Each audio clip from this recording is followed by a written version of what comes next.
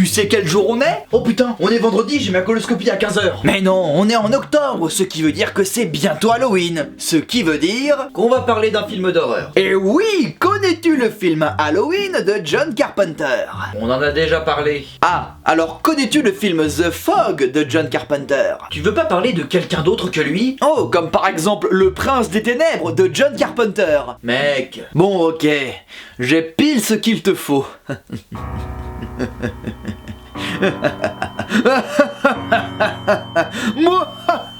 Ton rire diabolique ne me dit rien qui vaille.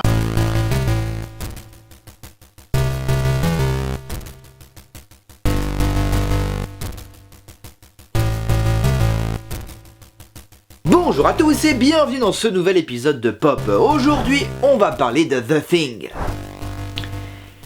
de John Carpenter. Quoi? Mais trop tard, la caméra tourne. Et là, je m'adresse aux jeunes, les jeunes qui regardent mes vidéos et qui sont très peu nombreux d'après mes stats. Eh, vous êtes où les jeunes? Quoi, Koubé ou quoi là? Eh, ma chaîne c'est un banger. Moi aussi j'ai le swag. Des fois. LOL. Tu es tellement vieux. Vous qui êtes jeunes avez sûrement regardé vos streamers et vos youtubeurs préférés jouer à Among Us ou au loup-garou. Eh bien, ce film est littéralement un film Among Us.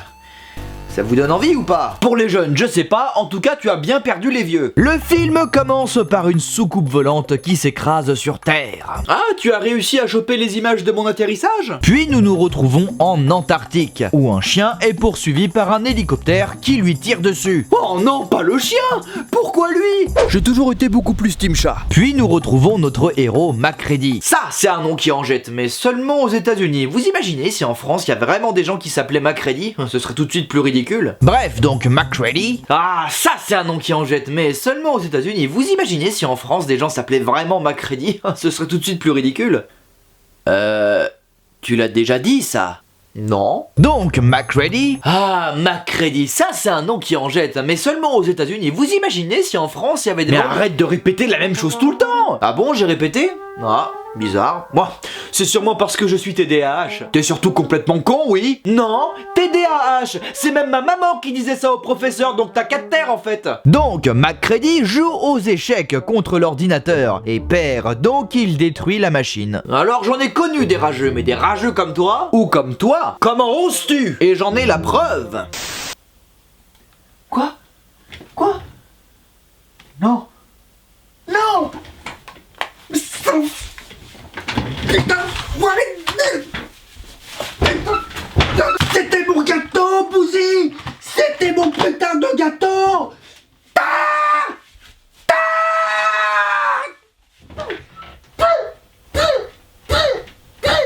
Je sais pas ce qui est le pire, le fait que effectivement j'ai l'air ridicule ou le fait que tu caches des caméras dans ma chambre. Revenons au chien qui arrive dans la station de recherche dans laquelle se trouve MacReady et son équipe qui observent au loin deux Norvégiens voulant assassiner un clébard. Ils y vont carrément à la grenade, sauf qu'il y en a un qui se rate et explose avec. Une grenade? Mais enfin, il y a tellement de façons moins dangereuses de tuer un chien. Ah oui? Combien? Laisse-moi te le chanter.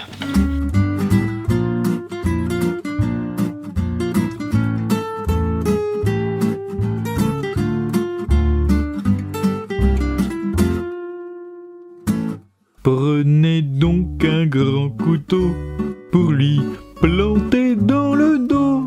Faites-lui donc avaler des clous rouillés. Faites-lui manger du chocolat, cela signera son trépas. Et maintenant ton chien est mort, oui ton chien est mort. Vous pouvez aussi le renverser avec votre Renault Zoé. Ou tout simplement le faire piquer, le faire piquer.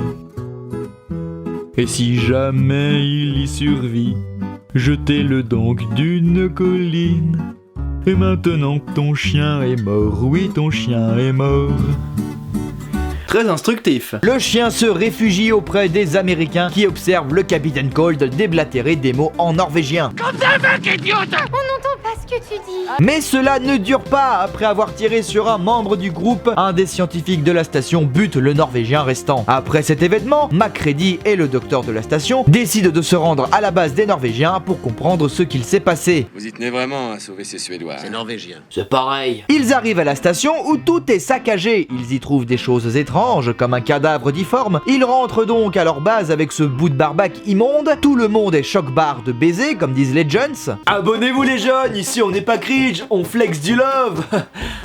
Masterclass. Dab, ferme ta gueule. Sauf MacReady qui se caresse intensément le téton. Dois-je refaire une chanson sur la nécrophilie? Non, par pitié. Il commence donc l'autopsie. C'est vraiment votre truc à vous, ça, les humains. Vous pouvez pas vous empêcher de farfouiller dans la bidoche. Vous me dégoûtez. Le chien rescapé est enfermé avec les autres clébards de la station. Et à l'abri des regards humains, il libère sa vraie nature. C'est un alien dégueulassement bien fait. C'est vous qui me dégoûtez. Clark, un des membres du crew, va voir ce qu'il se passe et aperçoit la bête. Le monstre. La chose.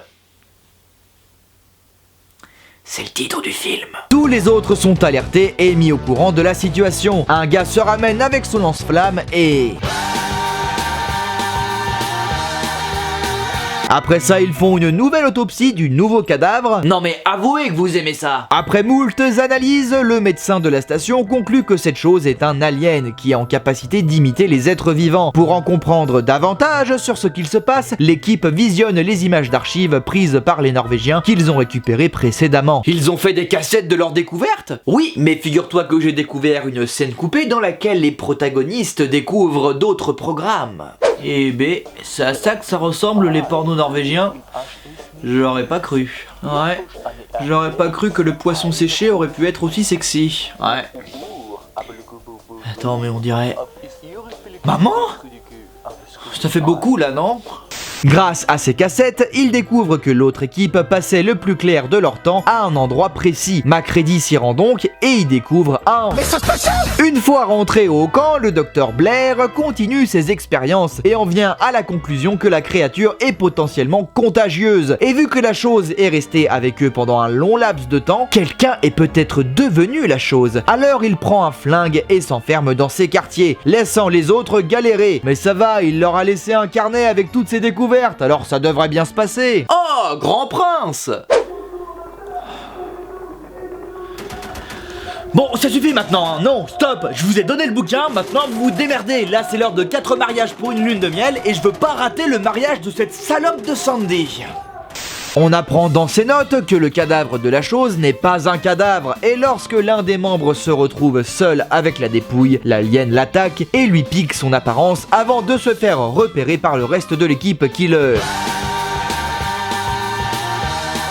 Il l'aime bien ce lance-flamme. Après ça, MacReady aperçoit au loin quelqu'un qui a saboté l'hélico. C'est le docteur Blair qui a pété les plombs. Il sabote toute la station afin d'éviter que la chose ne s'échappe de la station. Heureusement, MacReady arrive à le stopper et l'enferme dans un atelier à l'extérieur de la station. Pour essayer de savoir qui parmi eux est la chose, un des scientifiques a l'idée de faire un test avec des poches de sang pur. Mais quelqu'un a déjà saboté ce plan-là aussi. Ils se montent les uns contre les autres. Un des membres nommé Windows prend les armes, mais MacReady calme la situation. Mais enfin Windows, tu te plantes!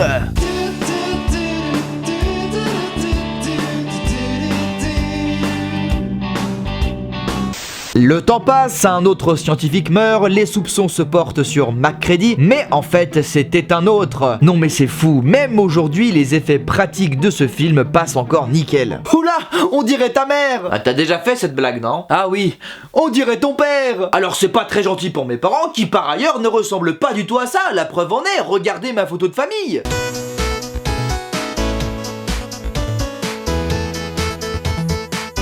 Et il brûle de nouveau la chose. Mais a-t-elle eu le temps d'infecter quelqu'un d'autre? Vérifions ça dans ce que je trouve être la meilleure scène du film. MacReady a remarqué que la chose ne faisait qu'imiter l'être humain. Donc elle ne fait qu'imiter le sang. Il prend donc un échantillon sanguin de chacun des survivants et y trempe une aiguille brûlante. Allez, on teste. Windows? C'est bon, la base virale VPS a été mise à jour. Un autre? Non plus. Un autre? Ah non, mais décidément. Ah! La chose se révèle et mange Windows. Puis MacReady tue la chose, qui explose. Oh, c'est d'une violence. Le test se poursuit sans accroc, il ne reste plus que le docteur Blair à tester. Macready se rend dans l'atelier afin de le voir, mais il a disparu. Et oui, il se l'est joué Andy Dufresne et a creusé un tunnel qui débouche dans une grotte. La vache, il a eu le temps de creuser tout ça, mais ça fait combien de temps qu'ils sont là? Dans cette grotte, on découvre que Blair fabriquait une soucoupe. Oh mon dieu, c'est devenu la chose. Ou alors, c'est le mec de l'épisode de Striptease. Ouais, faut avoir la ref. J'ai déjà volé avec cette soucoupe, de toute façon, dans l'astral, c'est-à-dire des sortes de vols par la pensée. C'est déjà possible. J'ai déjà volé comme ça avec cette soucoupe. En remontant à la surface, ils s'aperçoivent que la chose a coupé l'électricité. Avec la tempête qui approche, nos protagonistes vont mourir de froid, tandis que la chose pourra retourner hiberner. Foutu pour foutu, ils ne veulent absolument pas que la chose s'en sorte. Alors... Vous avez un sérieux problème avec le feu, ce n'est pas la solution à tous les problèmes. Oh, j'arrive pas à trouver la solution à ce DM de maths.